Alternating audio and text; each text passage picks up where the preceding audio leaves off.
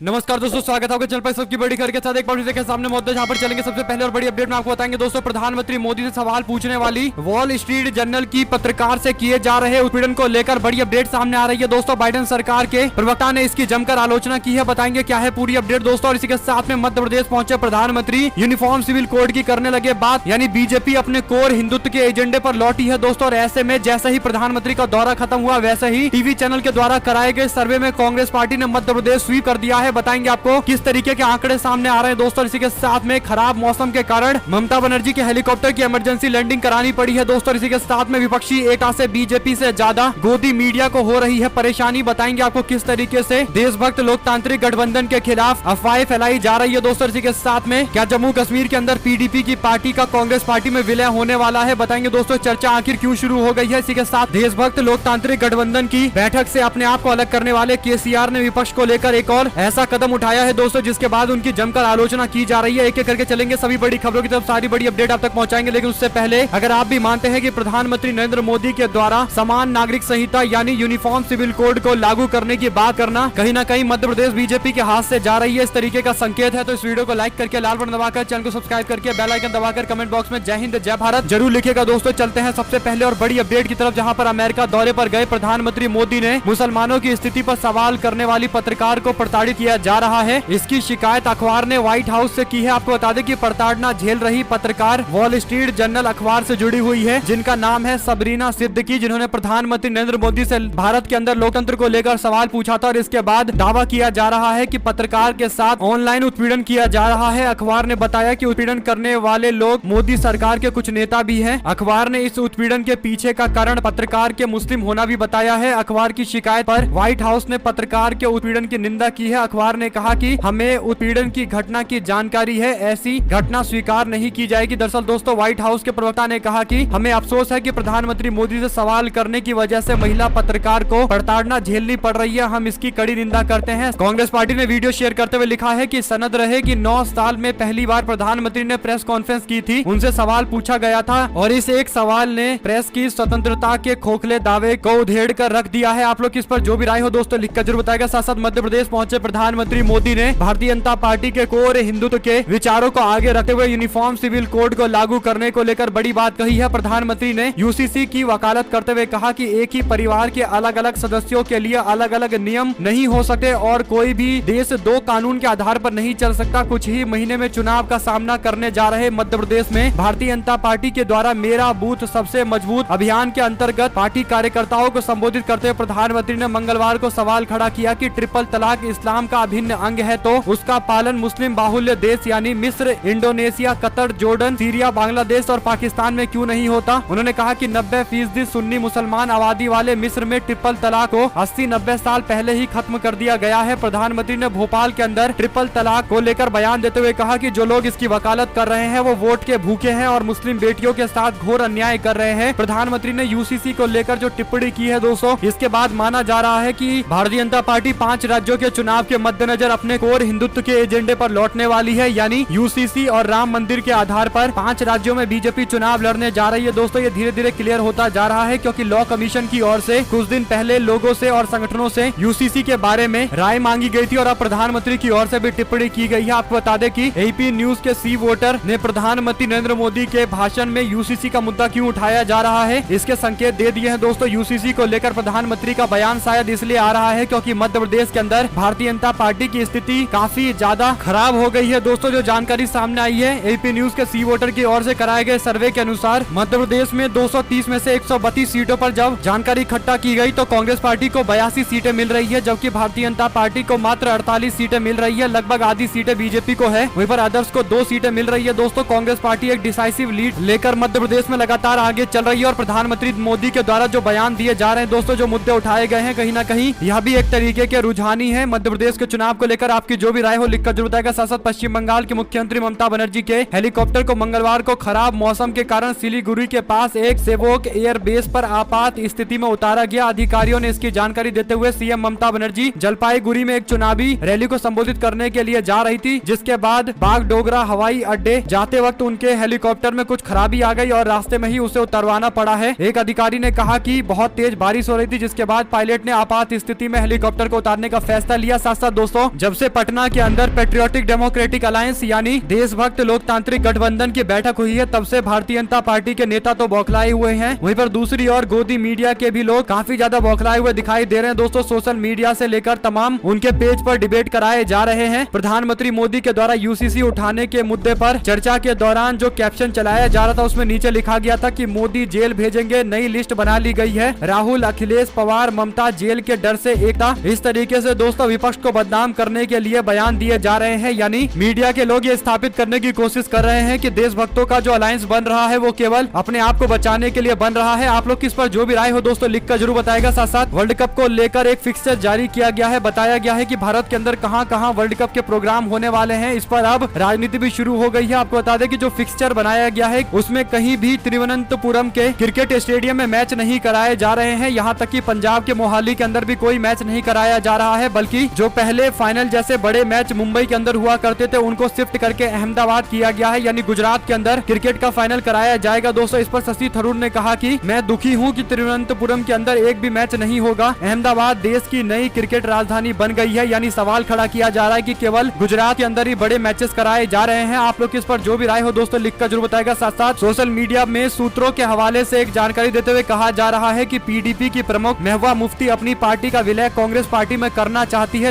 लेकिन कांग्रेस पार्टी इसे लेकर तैयार नहीं है। इसके लिए अभी उन्हें रुकना पड़ेगा। यानी दोस्तों क्या वाकई इसमें कुछ सच्चाई है? हालांकि अभी इसको लेकर कोई औपचारिक ऐलान नहीं हुआ है, लेकिन सूत्रों ने दावा किया है। और उससे बड़ी बात यह है कि अगर पीडीपी इस तरीके का विचार कर रही है तो इसके पीछे तर्क भी है। तर्क ये है कि कांग्रेस पार्टी में अब कोई जम्मू कश्मीर के अंदर उस तरीके का बड़ा चेहरा नहीं है जैसा गुलाम नबी आजाद हुआ करते थे। तो हो सकता है कि पीडीपी प्रमुख को लगा हो कि वो कांग्रेस पार्टी में अपनी पार्टी का विलय करा लेंगे और कांग्रेस पार्टी के लिए एक अच्छा चेहरा बनकर उभरेंगी, क्योंकि जम्मू कश्मीर के अंदर पीडीपी, एनसी और कांग्रेस पार्टी का कंपटीशन होता है। साथ साथ दोस्तों देशभक्तों के गठबंधन से पहले केसीआर की पार्टी ने ऐलान किया था कि वो नीतीश कुमार के द्वारा बुलाई गई बैठक में शामिल नहीं होंगे, और इसके बाद अब केसीआर को विपक्ष ने ही अलग थलग करना शुरू कर दिया है। आपको बता दें कि केसीआर ने महाराष्ट्र में एनसीपी के नेता भागीरथ भालके को अपनी पार्टी यानी बीआरएस पार्टी में शामिल कराया है। इसके बाद संजय राउत ने कहा कि केसीआर बीजेपी के लिए काम करते हैं। यानी दोस्तों तेलंगाना के अंदर कांग्रेस पार्टी ने पहले ऐलान किया था कि वो केसीआर की पार्टी के खिलाफ चुनाव लड़ेंगे। इसके बाद माना जा रहा था कि विपक्षी दबाव में कांग्रेस पार्टी को केसीआर के साथ समझौता करना पड़ेगा, लेकिन अब केसीआर ने एनसीपी के नेता को तोड़कर ये स्पष्ट कर दिया है कि वो विपक्षी एकता को भंग करने के लिए और भारतीय जनता पार्टी को फायदा पहुंचाने के लिए काम कर रहे हैं। और इसके बाद अब संजय राउत की ओर से भी स्पष्ट बयान देते हुए केसीआर को बीजेपी का एजेंट बताया जा रहा है। साथ साथ राजनीतिक गलियारों में चर्चा है कि बीजेपी की वरिष्ठ नेता पंकजा मुंडे को बार बार दरकिनार किया जा रहा है। इस बार वह महाराष्ट्र के अंदर अपनी पकड़ को और मजबूत करने के लिए बीआरएस पार्टी ज्वाइन कर सकती है। पंकजा मुंडे को मुख्यमंत्री पद का खुला ऑफर बीआरएस पार्टी की ओर से दिया जा रहा है। इस बीच एनसीपी के प्रवक्ता अमोल मिटकरी ने बयान दिया कि पंकजा मुंडे जल्द ही एनसीपी में शामिल हो जाएंगी। मिटकरी ने कहा कि बीजेपी के प्रदेश अध्यक्ष चंद्रशेखर बावनकुले को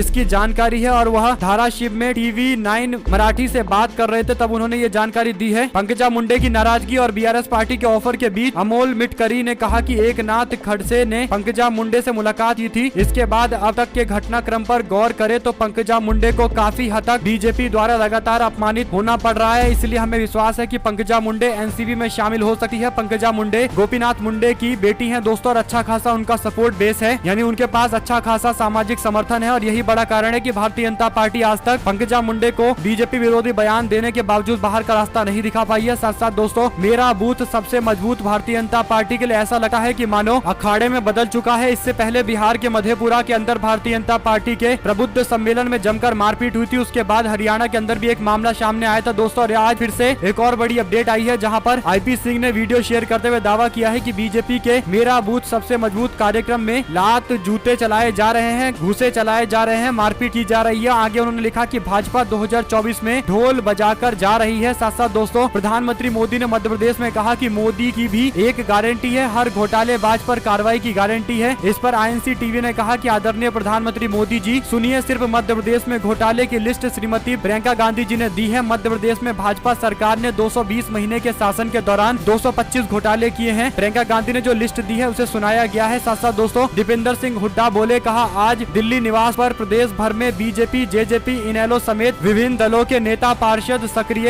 कार्यकर्ता अपनी पार्टियों को छोड़कर कांग्रेस परिवार में शामिल हुए हैं। इनमें प्रमुख रूप से नरवाना जेजेपी के विधायक के भांजे अंकुर परोचा और बड़ी बहन संतोष। साथ साथ उन्होंने और भी नाम गिनवाए हैं दोस्तों, जिसमें बीजेपी, INLD, आम आदमी पार्टी के नेताओं की लिस्ट है। दीपेंद्र हुड्डा की ओर से ये जानकारी दी गई है दोस्तों। साथ साथ पश्चिम बंगाल के अंदर पंचायत चुनाव से पहले फिर हिंसा हुई है। कूच बिहार में TMC कार्यकर्ता की हत्या के बाद जोरदार बवाल की जानकारी सामने आ रही है दोस्तों। अगर आप लोगों को एक भी खबर अच्छी लगी हो तो इस वीडियो को लाइक करके, लाल बटन दबाकर, चैनल को सब्सक्राइब करके, बेल आइकन दबाकर कमेंट बॉक्स में जय हिंद जय भारत जरूर लिखेगा। जुड़े दोस्तों का बहुत बहुत धन्यवाद। देख रहे थे आपका अपना चैनल जय हिंद।